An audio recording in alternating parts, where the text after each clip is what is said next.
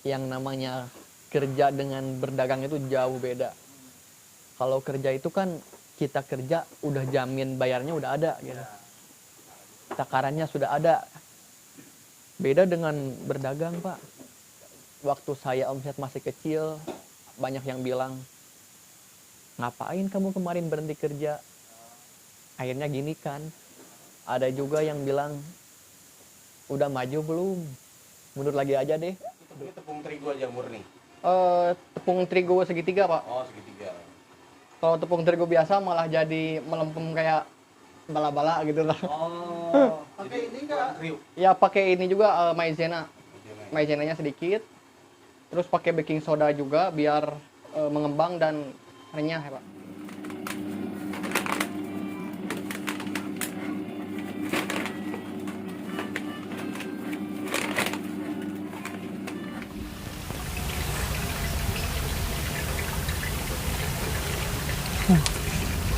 Ini sebenarnya ususnya tadinya kotor, sudah saya kulub atau direbus ya Pak ya. Ya direbus dulu sampai akhirnya bisa mateng. Ususnya ya udah bersih. Oh, ini udah matang berarti Ya, ini udah mateng karena kalau sudah direbus kan airnya panas, jadi membuat si usus dan kotorannya tuh melepuh. Ini tinggal direndam pakai air dingin, Pak. Biar lebih bersih lagi gitu, Pak. Sambil dicuci ya. Iya, ambil dicuci pakai air bersih ya, air keran. Emang harganya berapa sih ya? Kalau boleh tahu? Usus mentahnya? Usus mentahnya 17.000 kalau dari pasar ya. Saya kan sekarang alhamdulillah sudah ada pemasok yang harganya mungkin lebih murah ya. Alhamdulillah. Nah, ini mau diapain, Nak? Ini mau proses marinasi ya Pak ya? Oke. Pindahin dulu ya Pak ya. Setelah dicuci ya. Ya setelah dicuci kita proses marinasi. Ini adalah proses marinasi ya. Biar lebih menyerap bumbunya. Oh, jadi sebagian dulu ya. Iya, Nggak langsung semuanya ya. biar teraduk dan rata. Kalau ini bumbunya apa aja sih ya? Bumbunya kunyit, bawang merah, bawang putih, ketuncar. Udah itu aja Pak. Sedikit-sedikit ya biar rata mungkin. Iya, biar teraduk. Proses marinasi ini biasanya berapa lama, Kak? Ini sebentar sih Pak. 1 Diaduk jam sampai rata aja gitu diaduk ya? sampai rata, didiamkan dulu 1 jam baru bisa digoreng. Saya ngitung persepnya tuh per 10 kilo ya Pak ya. 10 kilo kita marinasi menggunakan bawang mungkin ya seperempat, kuningnya 2 atau 3 biji. Jadi hasil marinasi tadi kita tiriskan lagi dan dilumuri dengan tepung terigu Yang udah dicampur dengan air dan setelah itu dikasih tepung yang kering baru digunting sesuai ukuran sebelum digoreng ya. ya sebelum digoreng. Berarti prosesnya hampir sama kayak bikin fried chicken nggak ya? Iya, ini prosesnya sampai sama dengan fried chicken Pak. Ini udah dilumuri ya sama itu adonan basah? Belum, ini adonan basahnya. Ini adonan basah.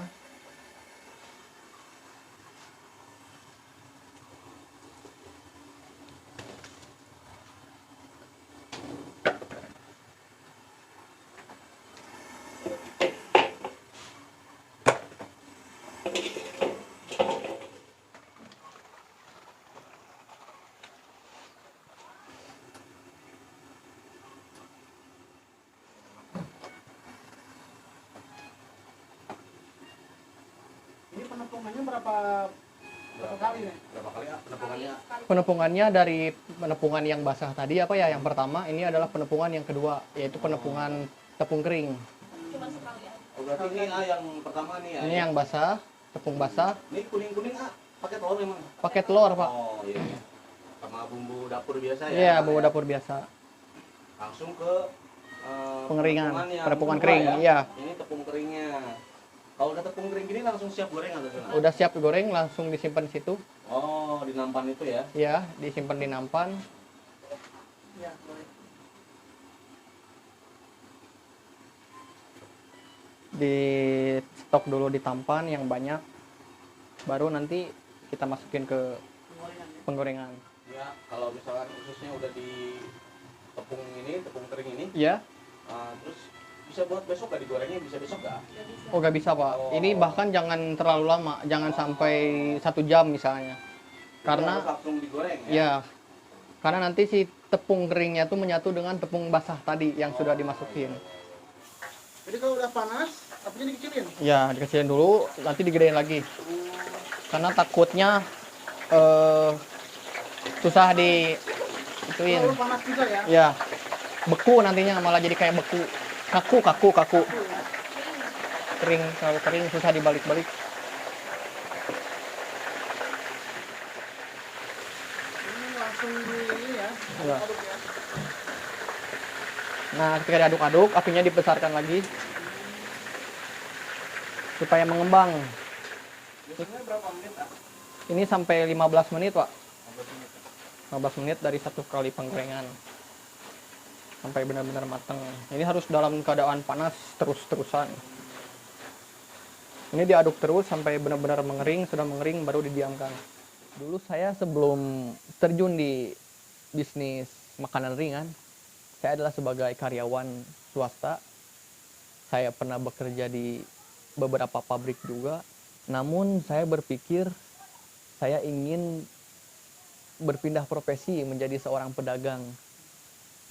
Ketika saya memulai, saya mencari resep hanya dari Google, YouTube, yang akhirnya tidak sesempurna yang saya kira. Ternyata banyak kegagalan dari mulai produknya alot, dari mulai produknya kok masih ada bau amisnya gitu. Yang ketiga, tahan expirednya nggak terlalu lama, paling cuman kuat beberapa jam atau beberapa hari sudah melempem.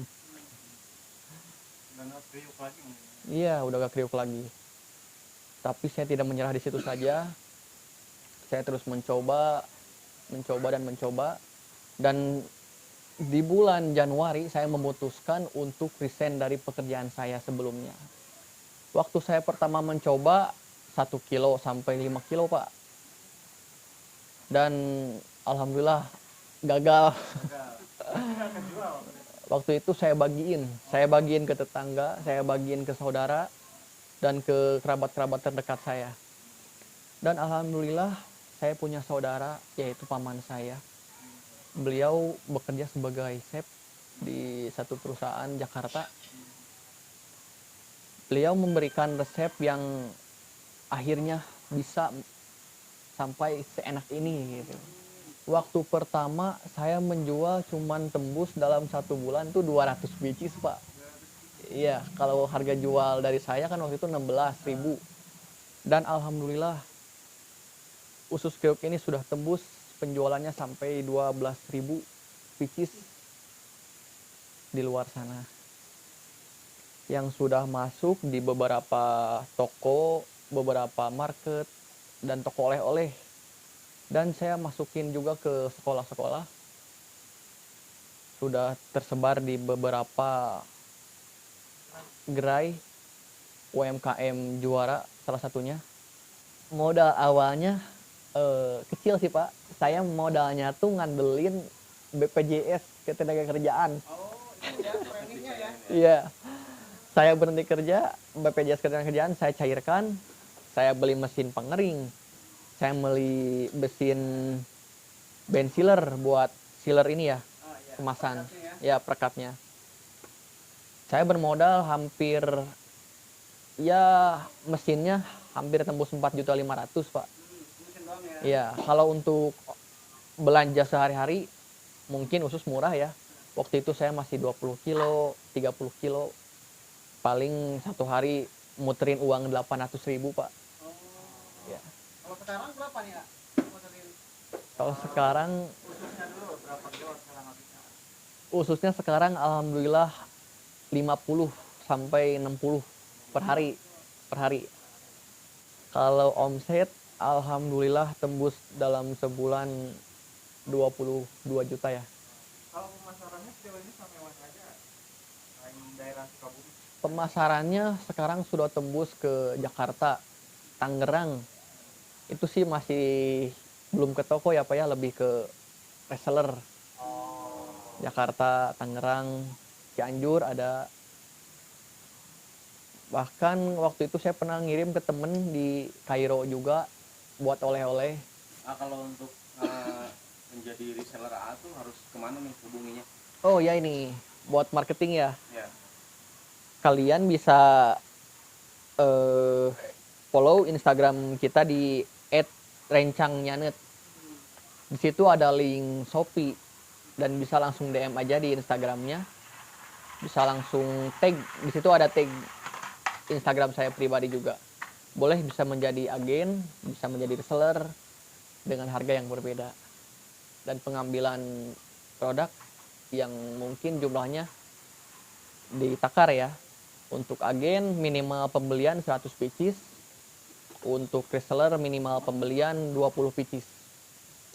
Kunci kelancaran dalam usaha tuh saya pribadi, mungkin setiap orang punya keyakinan masing-masing ya Pak ya. Saya dulu pernah pesantren di Anur Pak. Ustadz saya bilang, jadikanlah ibumu raja, maka rezekimu akan seperti raja. Dan segala urusanmu akan dipermudah, insya Allah. Banyak beberapa hal yang saya alami, mungkin itu adalah sebuah keajaiban dari janji Allah. Ketika anak yang meyakini dan bakti kepada ibu dan ayahnya, akan Allah permudah dalam segala urusannya Pak. Insya Allah.